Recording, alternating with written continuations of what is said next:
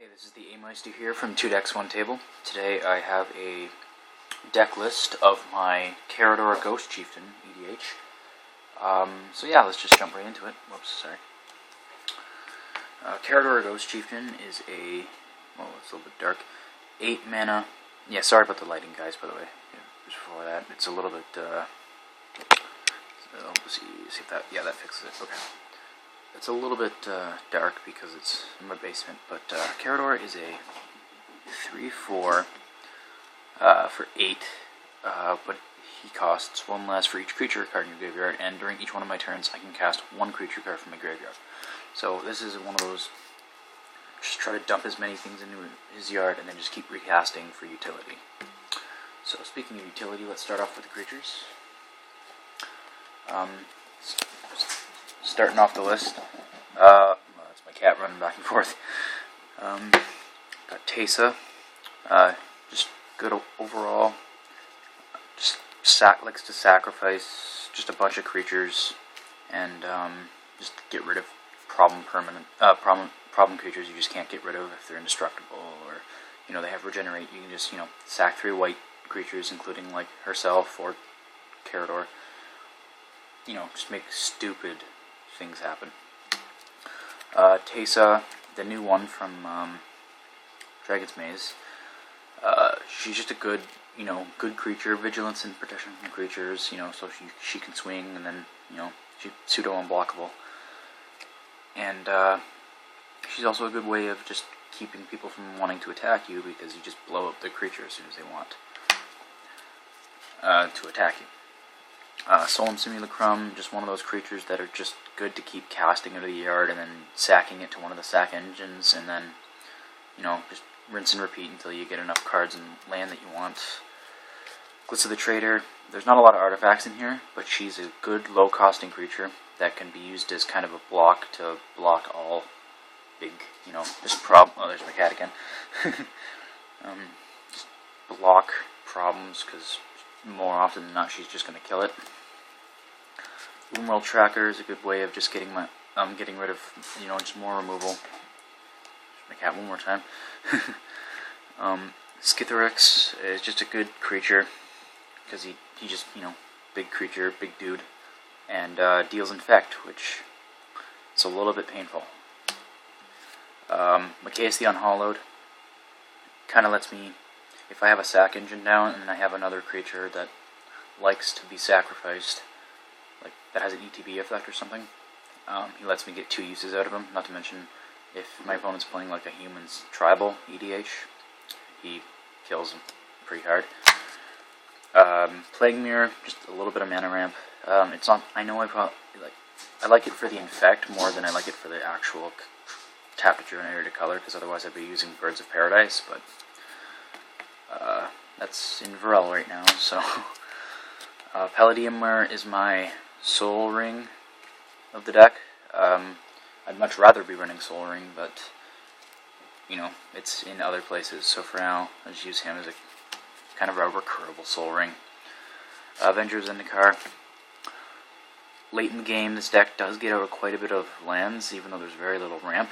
So you play him, you sack him, and then you play him again, make even more dudes, play a land, and then all those dudes are 1/2s, so you just get a ton of creatures out for what he costs. Endrick, more tokens, although this guy does have the problem of dying if you have 7 or more thralls. If this deck tries to have as many sack engines as it can, so sometimes you just want to sack it to Ashnod's Altar, make some mana. He's a good overall creature. Knight of the Reliquary, just get lands, and he's just one of those. He's just basically a pseudo Birds of Paradise. That oh my god, my cat is just running all over the place. He's basically a pseudo Birds of Paradise that gets incredibly big the more it does its job. Frontier Guide, just more mana ramp. This deck was kind of taken from the bits and pieces of not unused cards, so and he's not horrible. 4 mana, just keep ramping. 4 mana a turn, just ramp into a lot of mana. Blood Baron, basically a beat stick. But if you do proc his second ability, he turns into a beat stick that can more or less 1 or 2 shot people, depending on how late in the game it is. Not to mention he has protection from a lot of removal, so he is a little bit of a thing to get rid of. Bloodgut Demon, just kind of a kind of Phyrexian arena on a big body.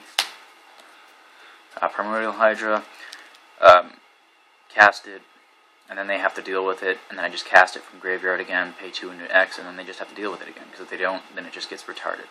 It just gets really big really quick. Skurstag High Priest with all the sack engines in the deck. I will usually have two creatures plus him to proc the demon Morbid, so you crank out a demon, which isn't bad. Gatekeeper of Malakar, he's just one of those creatures who likes to get casted and then paid to kick, and so to get by indestructibility or hexproof. Well, my cat is just running everywhere. Sorry about that, guys. I don't know. So yeah, he likes to, get played out of yard, kicked, to get past indestructibility. Now keep in mind, guys, there is actually more creatures in this build that I would like to include. I just don't have yet, so I'm probably going to do an updated list later. Doomscape, just a big dude that can gain me some life by either sacking itself or others. Sunblast Angel, a reusable board wipe that's also very controllable. So let's say your opponent tries to kill you by tapping all of his creatures to attack. You take the damage, then you play her, blast the Warlord State, and then kill him right back. Reassembling Skeleton, just a good way of feeding. Let's say I have Rawls down and I really need to regenerate him, just pay 2 mana, bring him back, sack him, make another dude. Gerard Golgari Lichlord, just another sack engine that also can turn into like a 5/5 or a 6/6. Just sack a creature, boom, kill people. Justani, Selesny's Voice, mostly just to gain life, but can also be used to populate certain tokens just to gain some more life. Vampire Nighthawk, just all around life gain and anti-flyer creature. Deathrite Shaman, just utility mostly. A little bit of graveyard hate packed into this guy, just enough to exile, problem creatures out of the yard, gain some life. Vishkal Blood Arbiter, just a silly beat stick in this deck. Just sacrifice a creature and then recast it from the yard, sack it again, and then give target creature like -5 or -10 just to kill off indestructibility, or just pump him to like a 15/15 and then just turn him sideways. Feldegar Sovereign, a must-have in most white EDH decks because it's an ult win condition. Maybe not. It doesn't really make you popular, but if you can swing it out on turn 6 and then wait a turn, hold down the fort, you win the game. So that's neat. Sun Titan. There's a lot of permanents that cost 3 or less in here, so Sunny T is he's pretty significant.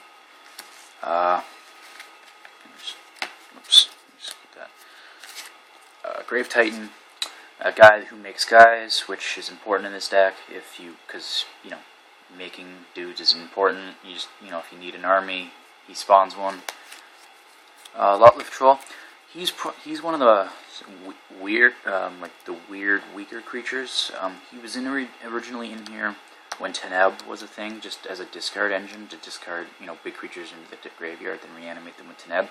Now that Teneb's not in here, he's more or less a blocker that can regenerate. I'd rather have similar mana costing creatures that just do more for me. Avacyn Angel of Hope, I only run about 3 spells that actually reanimate target creature from my graveyard, but she, even late in the game, get her into your yard from like Deadbridge Chant or something, and then just cast her, because if you're late in the game, you're going to have the mana for it. Shieldred Whispering Run, it's a Shieldred, so that's a, yeah. Necrotic Sliver, recastable, destroy target permanent, so destroy target permanent, send it to the graveyard, cast it again, pay another 3, destroy another target permanent. Savlok Rip, or no, Morok Rip, okay, thinking of the wrong thing. It's basically a recastable Sign in Blood that I can cast at any time. So make a block in response to damage, just sack it, draw 2 cards, pay 2 life, which isn't a big problem because there's a somewhat large amount of life gain in here. Corpse Connoisseur, just toss good creatures into the yard, and then cast them, and then unearth them or something. Just he's a good card. So he's a good creature. He's a solid creature. Yosei Morningstar. My favorite thing to do with Yosei is to cast him, have a sack engine on the battlefield, sacrifice him to make somebody skip their next untap step, then recast him from the graveyard, sacrifice him, and either tap down another 5 permanents that player controls, or take out another player. Normally that doesn't really happen until mid to late game, so the first 5 or 6 turns he's just going to kind of sit there. But it's my favorite thing to do. Just lock down your opponent so they just keep missing that untap step, effectively taking a player out of the game, which is important. Archon of Justice is just another one of those cards that likes to be killed and then recast just to keep exiling out permanents. Varal's, he's probably the most powerful sack engine I have in here. I don't have a lot of sack engines in here yet, so I'm working on getting about 5 or 6 in here. I only have about 3 right now. But yeah, he's definitely, he's a tutorable, with creature, anything that digs out creatures. He's a good way of just throwing it into the yard, throw him in the yard, cast him, and then have a sack engine with Tesa or something. Just and then Acidic Slime, no brainer. You can cast him and then play him out of your yard if you sacrifice him just to get rid of permanents, which is important. As far as instants go, I only have 3. I would like to get more, but it's really spacing right now. And 3 are Putrefy, Mortify, and Unmake. Just 3. Putrefy destroys target creature artifact. Mortify, destroy target creature and enchantment, or Unmake, which is exile target creature. They're all pretty basically just removal. I am going to try to up the amount of removal in here, but there's going to be a lot of permanent removal, which is there's an enchantment, or like attrition, or just other creature things that just say destroy target creature, rather than actually waste my instances on it when I can just have a thing that says destroy it. So now we have a little bit of rock/ramp. Gilded Lotus is I think it's the only mana rock I have in here because my resources are spread a little bit thin. So, but Gilded Lotus, 3-color deck, so having the ability to tap, to cover one of your colors isn't bad. And then Trading Post is one of my favorite artifacts because it just does so much for you. But the biggest thing is sacrifice a creature effect, but I can discard a card if I have Unburial Rights in the yard, or pay a life to, it's just an overall, I really like this card. Then we go for the sorceries. As you can see, I do have a significantly larger amount of sorceries, but well, that happens sometimes. So a little bit of Reanimator here. I have Exhume, just 2 mana. Everybody gets to reanimate something. I can play friends with this card, as in I make a friend at the table who happens to have a big creature he wants to cast, and then we just kind of team up on the guys who don't quite have as much creatures, or just play it to reanimate Avacyn and then just see what happens. Creeping Resistance, kind of a thing in which if I want to get back my Exhumes or all my sorceries or my instant removals or something, or just all my land into my hand for it's an overall just a good utility card that I would like. Life of the Loam, just a good way of getting lands back in your hand and dredging cards into your yard. I did try to put a lot of dredge in here, but then I realized that I'm just dredging out things I don't want to dredge out anyways, so I only have 2 forces of dredge now. But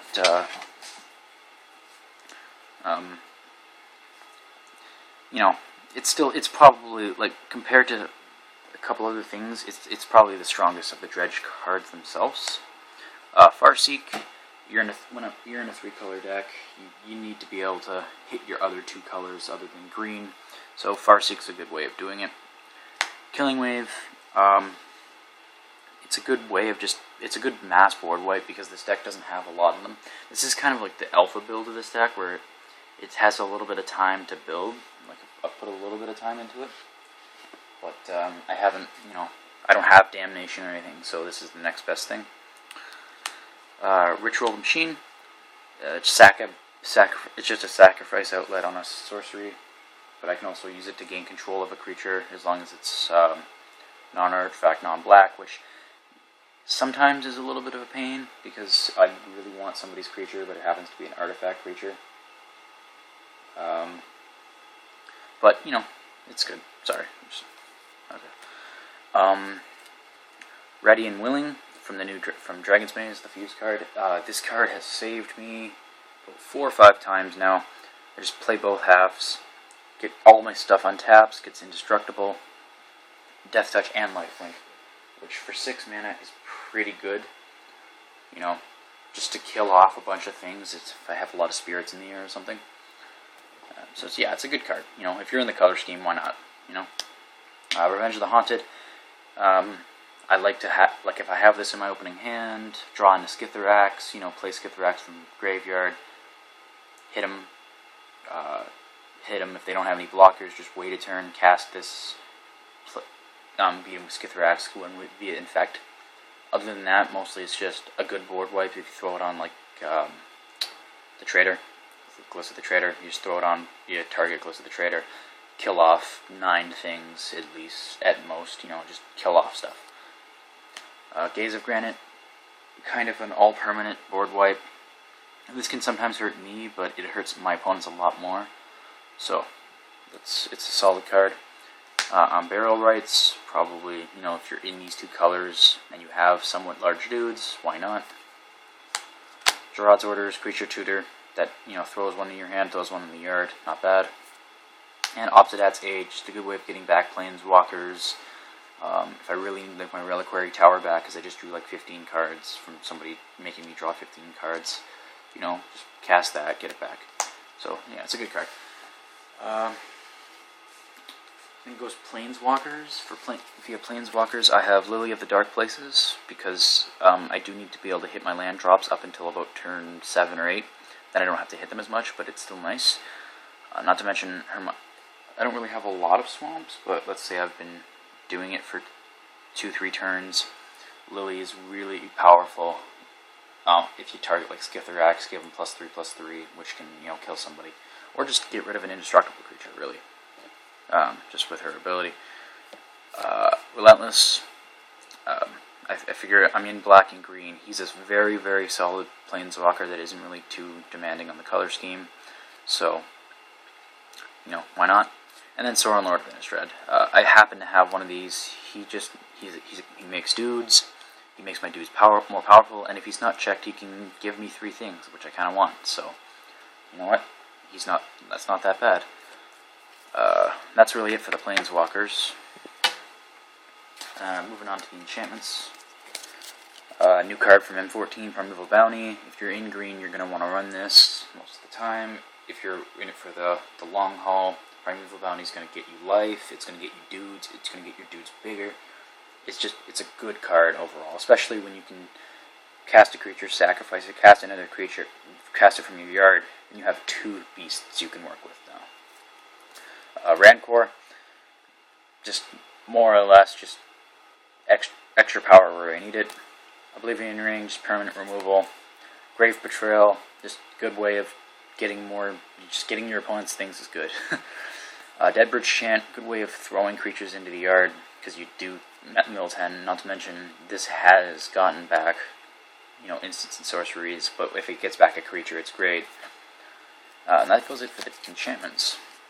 And for the land base, it's more or less as even as I can think. It's a little bit randomized, guys, so sorry if I might not show it all. I don't have a lot of duels, which is the problem, because I don't have a lot of money in the deck itself. it's more or less kind of a cheap build until I put a little bit more money into it. But as far as like dual lands, I have ISO Chapel, Razorvidge Thicket, all three gates, the cycle lands, Reliquary Tower, Command Tower, all those things. But other than that, it's dual lands. I mean, you guys, this deck doesn't really require too many mana commitments. Up until you need to hit 3 black or 3 white. So honestly, green is kind of the third color, like the third wheel color, because the most you're ever going to need is 2 green, and that's it. But as far as lands go, if you're interested in building a Karador Ghost Chieftain deck, I highly recommend it, but I would recommend that you take a couple of the ideas out of here. Like, the strategy that this does is more or less have a sack engine at all times, and then just keep playing creatures that when they enter the battlefield, they like kill something, or you can use it to sacrifice things, or and more or less build a lot. It's a good way of, it's a really weird way of building a not so control build. Whereas, and what I mean by that is, it controls the board state, but it doesn't lock down the board state. Unless you get a very rare occurrence. Let's say you get Endrick, Master Breeder, and Teysa Orzhov Scion plus a sack engine. You just sacrifice the thralls, turn them into spirits, and then exile something. So more or less, you just play a CMC 3 every turn, or a CMC 6, sack them all, turn them all into spirits, and then you can exile 2 things. That's only happened to me once, but when it did happen, I managed to lock down the board state for about 14 turns, until I just had my Sorin, I had like 7 or 8 emblems of Sorin down, and then I just swung with spirits that were like ridiculously powerful. I think I had 6 emblems down, so all my spirits were 7/1s, and I just obliterated everybody at the table. You can build this deck. This deck doesn't have, like I said, this deck doesn't have a ton of money. It's mostly just building off of pieces I already had. Ideally, I would try to get a couple more things that either sacrifice to do something, or creatures that would, like when they enter the battlefield, they do something for me. So I do want to score maybe a copy of Attrition, maybe a copy of Shriekmaw, just overall good creatures that either enter the battlefield and do something, or like good enchantments that sacrifice a creature you control, or something like that. Just to get mana, because there's not really too many combos you can do in these color schemes. I mean, there is, but not with Karador as your commander. I just really wanted to build Karador as a commander, so yeah. Sorry if I'm rambling on a little bit, guys. I'll get a little bit off track with what I'm doing, but yeah. I hope you guys enjoyed this deck video list thing of Karador Ghost Chieftain as a commander, and a little bit of an update on what's happening. If you might have noticed, if you are paying attention, there hasn't been like a video upload apart from this in about 6 days. It's mostly been just me and Steven Nagels, or Nailges, or I still don't know how to pronounce it. We just haven't had a lot of time to do it. We've been pretty busy the past weekish with just tournaments, and he's been doing stuff, and I've been doing stuff, and things have just been really, overall things have just been really weird. So, not to mention, my computer's been a little bit weird, so that made it really hard to upload. So, yeah, but overall, it's been a really weird week. Update on this, if you're wondering, this is the M14 game day, so yes, the green deck that I uploaded about a week and a half, 2 weeks ago, I brought that to last Sunday's game day, which would have, so it would have been about a week ago, by the time this gets uploaded. And it went undefeated. Our store had a 3-day event where it was, Friday was F&M for standard, and then Saturday and Sunday were game days. Friday I came 3rd, Saturday I went almost undefeated, but the last two rounds, second last round, I managed to win, but I did lose the first one. And then the last round, I just completely lost because the deck just couldn't. It just kind of failed me. It just the land base just wasn't there. So what I did for Sunday is I tweaked the land base, added in a couple forests, took out a couple slow cards. I replaced the Dryad Militants with Wolf-Bitten Captives, not Wolf-Ear. What am I talking about? And I went undefeated. My last round was against the exact same deck that kind of killed me in the first on Saturday. The last thing, it was mostly because of luck, but the deck did pull out on top as a just extremely fast aggro that just hurt my opponents. So yeah, that's a little bit of an update on that. So I'm really excited that I won that game day. I did get a sweet mat for it. And I might just leave a comment in the section below to see if you're interested in seeing the updated list, or more or less the finalized list, including sideboard for my standard deck for mono green. If you guys are interested, I know that the majority of the deck is rotating out in when post rotation happens, which is in about 5 weeks, I would like to say. I think that's about it. 5, maybe 6 weeks. So if you are still interested in the deck list, you can still build it for relatively cheap. It's just it's almost like if you already have a standard deck, just stick with it for 6 more weeks and then see what Theros brings us. But yeah. So I don't really want to keep rambling on. I'm already kind of drawing this video out a couple minutes more than it needs to be. So yeah, this has been the A-Meister from the 2 Decks 1 Table, and yeah, I hope you guys like, comment, subscribe. Emphasis on subscribe, guys. If you are watching this, feel free to subscribe to our videos. We really would like some the feedback and whether or not we're actually interesting, to say the least. So if you guys could, anybody watching this, if you could subscribe to their channel. I know I'm whistling out of my mouth. I don't even know why. It would be great. We would really love the positive feedback if you guys would subscribe to us. And then we promise that even though the past 6 days it hasn't been the best via, because we haven't been really putting out that much, we are going to put out a lot more starting with this. So yeah. Jeez, I'm rambling. Holy crap. Sorry, guys. But yeah, I just really wanted to say about, updating on our channel. We haven't forgot about it after only 6 uploads. That'd be dumb. So yeah, I hope you guys enjoyed the video. And as always, like, comment, subscribe. Peace out, guys.